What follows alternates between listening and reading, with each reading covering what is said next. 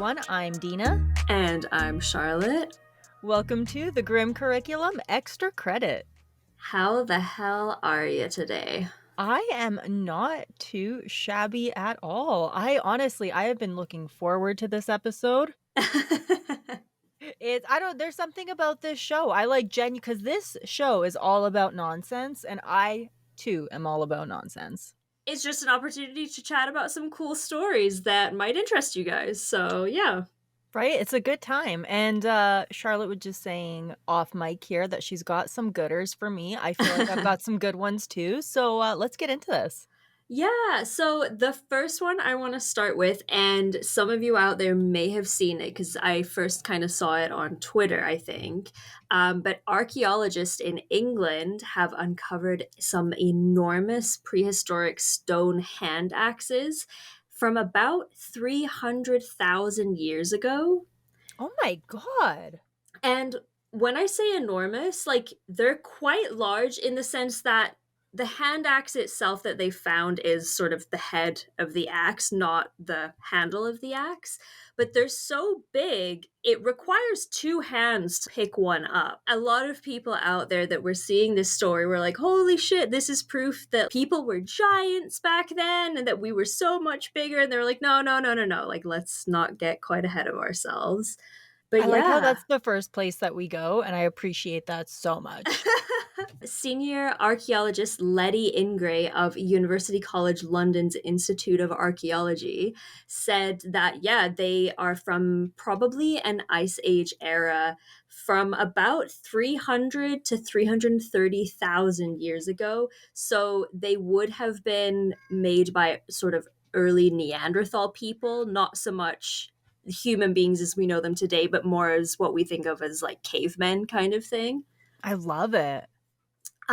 Or what she calls another archaic human species, but yeah, more or less caveman. So she said it's difficult to know for certain who made the hand axes because there wasn't really any fossil evidence from the dig site, such as like skeletons and things like that. Mm-hmm. So they can't be sure exactly what kind of human or pre-human was making the tools, but they're so large that they can't really figure out what they were even used for because your average human, it would be too big to be like handy.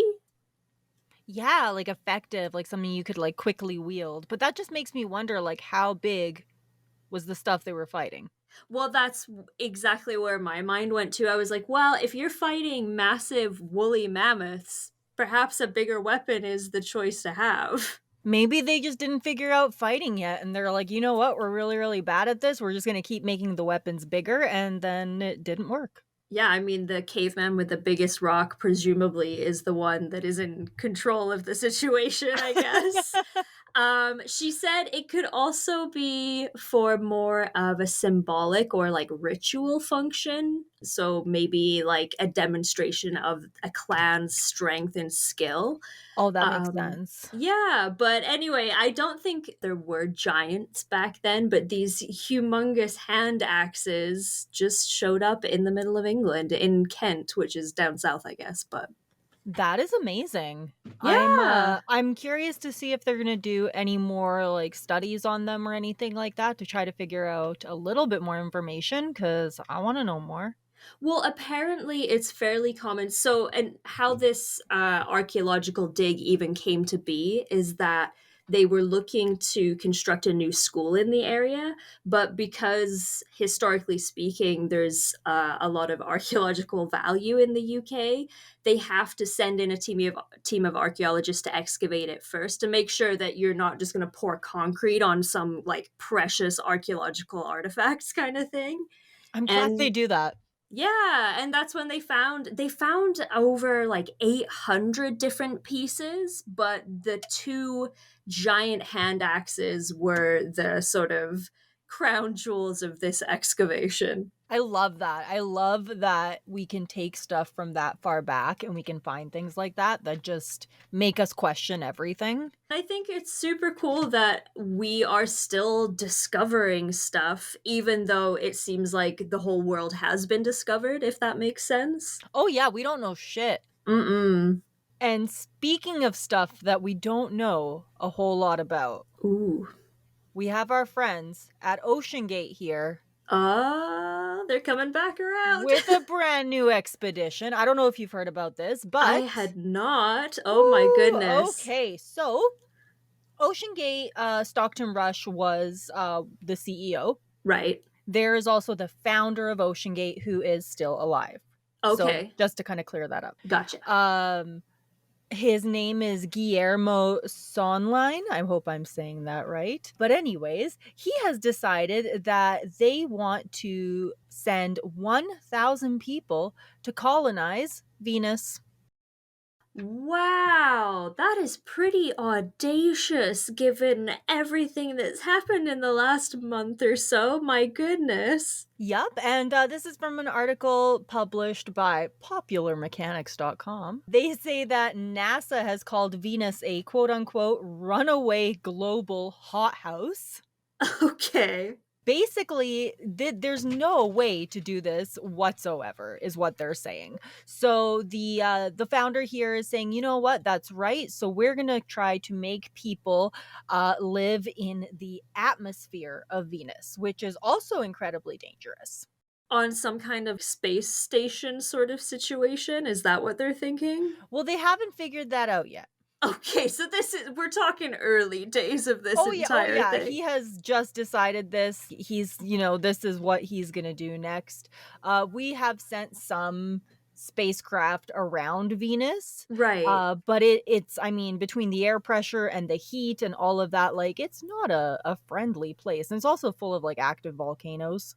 Oh my goodness. And also, I've thought kind of Mars was the target currently. I didn't realize that we were striving for other planets in the solar system at this point. And I know like we've sent out different craft, to go take a look at things, even as far as Pluto and things like that, which is mind blowing. But as for sort of colonization, I thought Mars was kind of where we were at.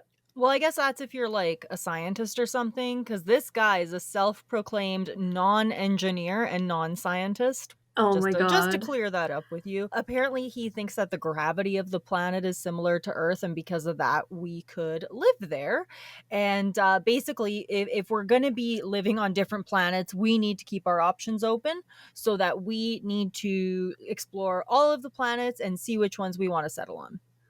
Oh my goodness. Can't we just look after the one we have for fuck's sakes? Right? I understand wanting to get out of here. It's not looking good, but when you're looking at either, hey, let's maybe try to fix Earth, or hey, let's try to settle in the sulfuric acid atmosphere of Venus. And I am also non-engineer, non-scientist, but unless something absolutely fantastic happens in the sense of jumping forward in our technology, I do not foresee this in either my lifetime or like 4 generations from now's lifetimes. Well, I hope we don't see it because I just don't see the point. No, I don't either. For fuck's sakes, we colonized enough on this planet. Can we just like slow our roll on the colonization for fuck's Yeah. sakes? Can we just like stop destroying things and just fix the things that we're destroying before we move on? Thank you. Absolutely. Now, here's the thing. And you might be thinking this too, Charlotte, is all right, Ocean Gate, you don't have the best track record. Right.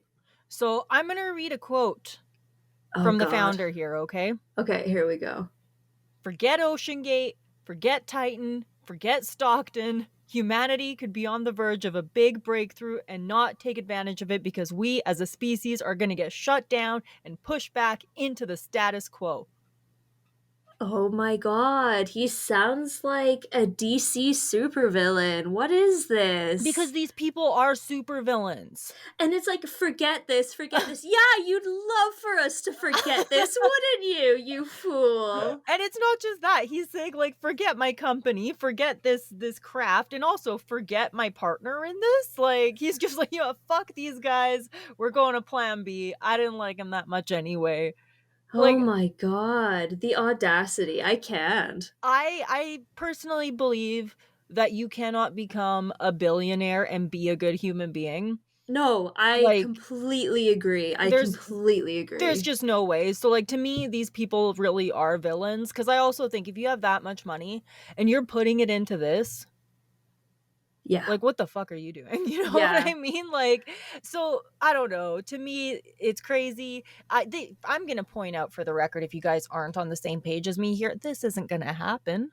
I do not foresee it happening, not anytime soon, not in my lifetime. Right? So, I mean, he's planning, he's plotting, and you know what? As long as no one else gets hurt, let him. Unless he wants to send himself off to Venus, because I'll bet you anything he's not gonna be part of those 1,000 people. No, how old is this gentleman, may I ask? Let's find out. How much longer do you have in your life, sir? That'd be a hell of a way to go, though. I mean, He is 57 years old. okay, so I don't foresee him seeing this dream come true, and I don't wish to poop on anybody's party, but yeah, billionaires, let's pay attention to our own planet and our own problems before we start doing shit like this, please, and thank you. Right. Or if anything, like, make a movie about it. You don't need to do it. Sure, yeah, fund a movie. Have fucking Ben Affleck play your character. Or Like, play yourself, like, and then you can still have the adventure.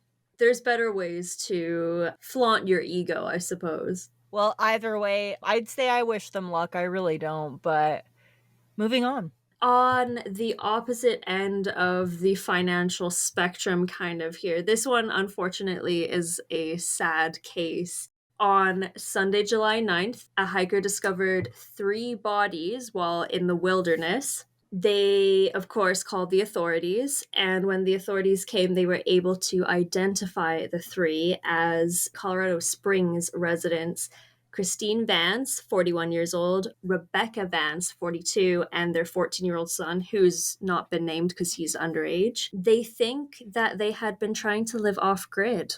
Oh my god. Yeah. Oh, So that's brutal. yeah, so there were indicators at their campsite to suggest that they had been living there for quite some time. There was a bunch of their personal belongings, they had tarps, and they had kind of built like a lean to from local logs over a fire pit. So, for all intents and purposes, they had set up their little off grid camp. And when they were identified, they had to be identified by their dental records and fingerprints because they had been almost mummified by the time they were found. Damn. They were not equipped with the knowledge or the equipment to survive the Colorado winter, and they probably passed away at some point during the winter. Oh, you know what? I understand wanting to run away into the woods and never come back, Same, absolutely. but don't bring a 14-year-old kid into it. No, and the reason why is kind of super sad. I guess Rebecca Vance had been very much like staying off social media. She wasn't one to kind of trust others easily. She was a very private person. And then during the COVID pandemic, when obviously everyone was forced to isolate and she was doing homeschooling with her son, even when classrooms reopened, she still continued to homeschool him because she was very scared about him going back to school after Oh COVID. man. It just kind of spiraled out of control where she started to kind of draw away from the public. But she was able to convince her sister, they think, to go with her and live off grid because she was becoming so paranoid about society, which is really sad. Unfortunately, the son came with them as well. It's really sad that we're seeing a lot of that, a lot of paranoia from people. And I mean, I understand where it comes from. I talk about this a lot. We're not exactly in a great state society wise, Mhm. but we're seeing more and more people develop this just detachment from others and just not wanting to be around anything to do with like the government or banks or whatever, and it's really starting to get bad. Like, if you pay attention to it, like crimes like this and issues of parents taking kids away because of stuff like this, it's getting a little concerning. But I mean, we were coming out of like a few years of just absolute chaos too. And their family members, they said that, yeah, she'd mentioned about, running away and going off grid like we all do. But when they did actually decide to do it, they were very vague to their family members, didn't tell them that they were going to do this, and they basically kept all the key details about what they were doing hidden. Oh my And goodness. so when they were found, their family members were quite shocked because they didn't really realize that anything had happened. Oh my goodness. Yeah, so guys, if you don't know what you're doing, you can't just stroll off into the wilderness. It doesn't work like that. Nature's dangerous. I mean, if you want to isolate from social media and the internet, then fuck all the power to you because it's not easy to do that these days. The internet is basically a basic commodity at this point, Mhm. but don't be doing dangerous thing and don't drag other people into it either. Yeah, again, especially not kids. If you wanna go off and do your thing, do your thing. On a much, much lighter note, I have talked about this, I think, on the show. I have a horrible, horrible fear of bears. Yes, you definitely have. Yeah, perfect. Bears are scary. Bears, I'm sure they're cute to some people. I don't trust them. I don't like them. But today, we're gonna defend a bear. Oh shit, how the tables have turned. They have, okay? We're gonna defend Angela. Okay. And now I want you to click the link I just sent you, Charlotte. Okay. Opening as we speak. Where is it? Oh, leave Angela alone. So here's what's going on. Angela is a bear in a Chinese zoo who has recently gone viral because people don't believe that she's a real bear. I need you to scroll down to the Oh yeah, I see it. Okay. okay. Angela is a sun bear from a Chinese zoo who's gone viral because people don't believe that she is a real bear. They think that she is a human in a bear suit. I mean, okay. So the first image I saw of beautiful Angela, adorable, goofy, I'm in love. The Twitter video that I'm currently looking at, it's giving me fursuit kind of vibes.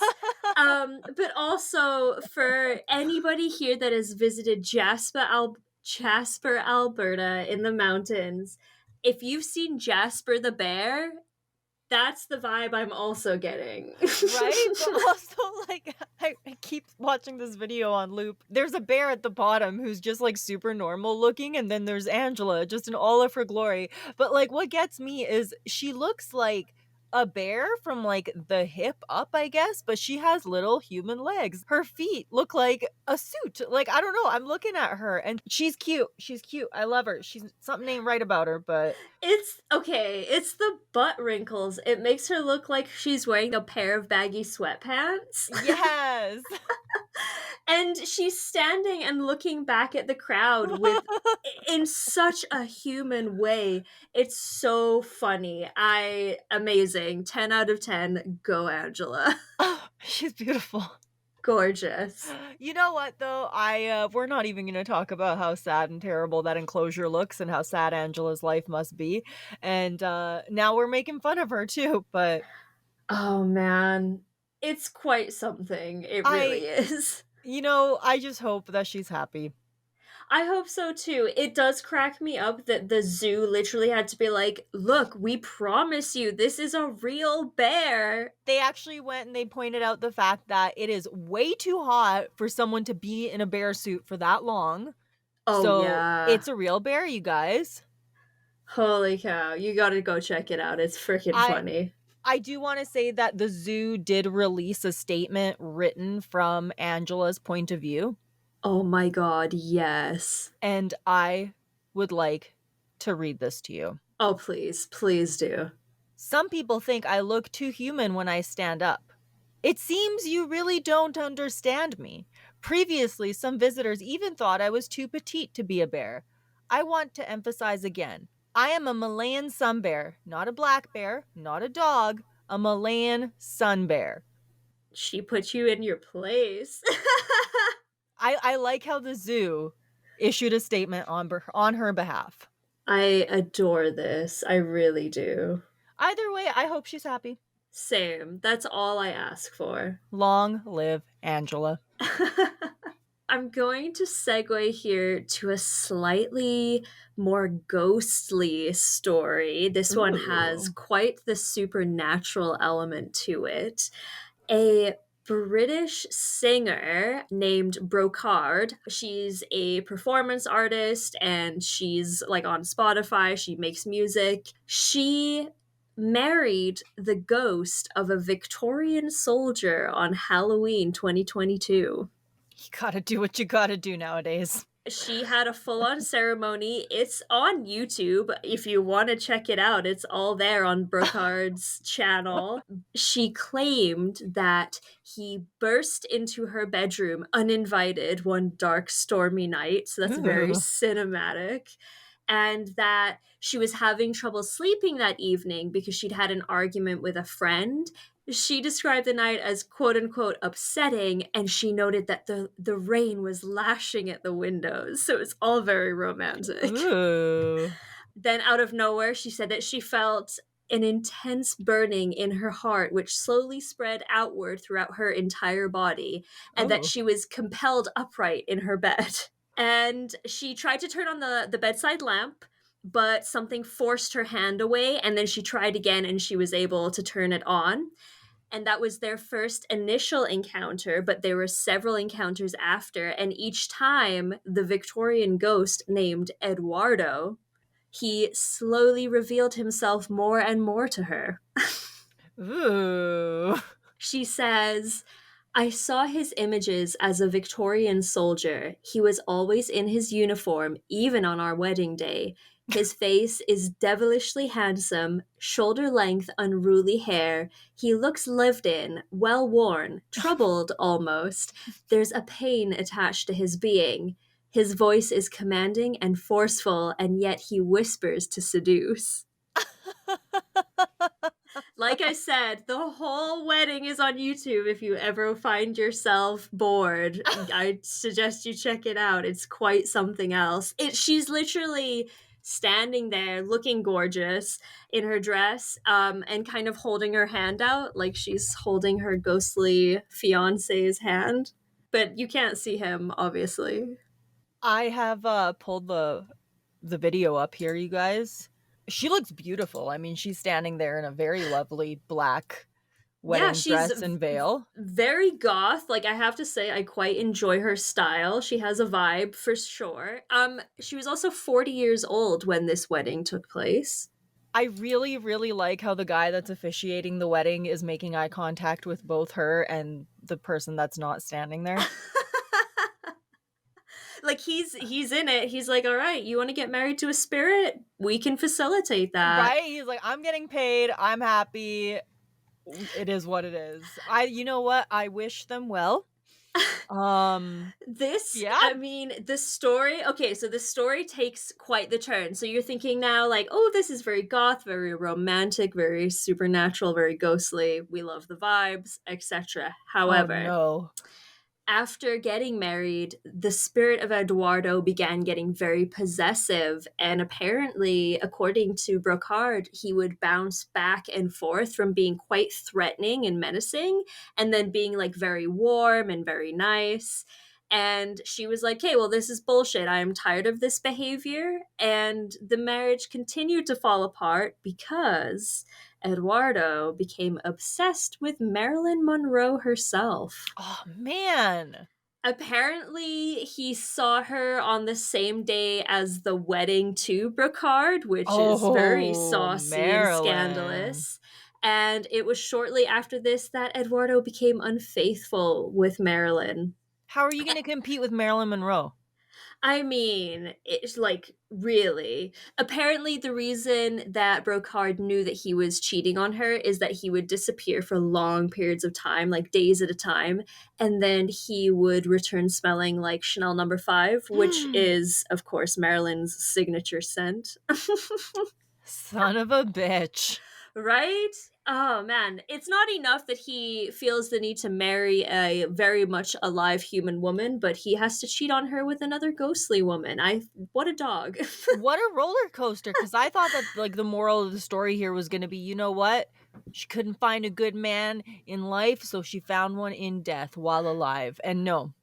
No, not even in death. Nope. So apparently, he also got shit faced when they were on their honeymoon in Wales, and that frustrated her. She wasn't cool with that.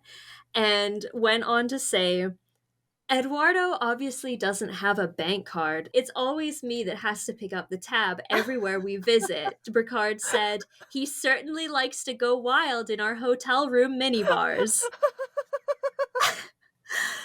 Oh my So god. not only is he a cheating dog, he's also an alcoholic. Can you imagine? You're like, you know what? I've given up. I've given up. There's no good man out there. I am marrying a fucking ghost. And And then then he you cheats marry on this you. one. Yeah. Oh my Yeah. god. So she decided after all this nonsense, this wasn't all it was cracked up to be, and she decided, fuck this, I would like a divorce. And if you are wondering how one gets a ghostly spouse I divorce, am. I do have some answers. Thank you. So Brocard visited a psychic and she wanted to discuss how to best assert her boundaries with Eduardo. However, after trying to assert said boundaries, it didn't work. I guess Eduardo just couldn't be tamed. And this actually upset Eduardo as well. And shortly after, quote, he grew increasingly more aggressive and nasty and began to haunt me with the sound of a screaming baby. Oh. So that's fun. So that didn't work. Then Brocard came up with the idea to visit the chapel where they got married and perform a full on exorcism, which did happen. And she claims that the exorcism was very successful. There's probably those of you out there that have gone through divorces and probably think that an exorcism may have been the better way to go. You know what though? Like, can you imagine having an ex that like can't leave? Oh, God, awful. And he can just show up whenever and just like scream like a baby and then just like leave while you're just like, what the fuck was that? Yeah, just harassing you. Yeah. She said after the exorcism that he was finally purged from her system and that she felt light and free and excited to be released of his troubled spirit. She said, from now on, her life feels joyful and more light. Now, can you imagine her being on her first date as a single woman and the guy's like, "So, why did your last relationship end?" Oh man, do I start at the beginning of the story? Do I just tell him that he ghosted me? Like, what do you say? He died. But he died before I was even born. Like, You don't have to specify when he died. that's true. And of course, Brookhart, being a performer and a singer, she was inspired to write a new song called Just Another Anthem. It's on Spotify. I listen to it. It's not my cup of tea, but someone out there obviously likes it. I'm sure it's not her ex. Probably not. It's kind of a bop if you're getting out of a shitty relationship, but it's just yeah, not my usual go-to of genre for sure, but Wow. You know what? I wish her luck. yeah, I wish her all the best. I hope Yeah, she's, as she says, happy and joyful and just living a life full of light. And yeah, so I guess don't let your dreams be dreams. If you want to marry a ghost spouse, you go for it, but just know that it could come with consequences. I say just don't marry a ghost, you guys. That's a bad idea.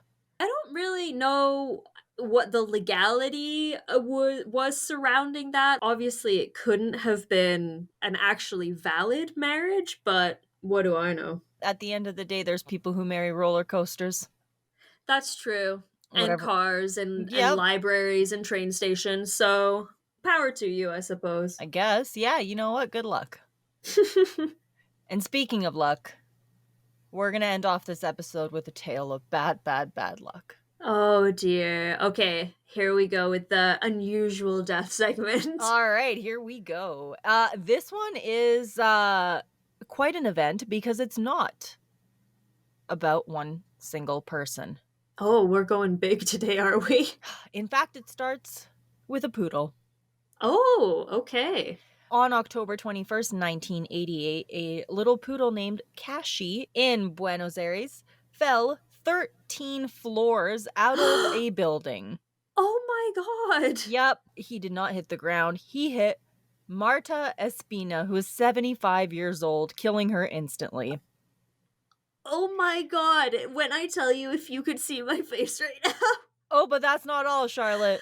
Oh lord. This is it just like a domino effect of things that happen? 46-year-old Edith Sola Oh saw what god. happened and she came running to help and she got hit by a bus. Oh my god, this is carnage.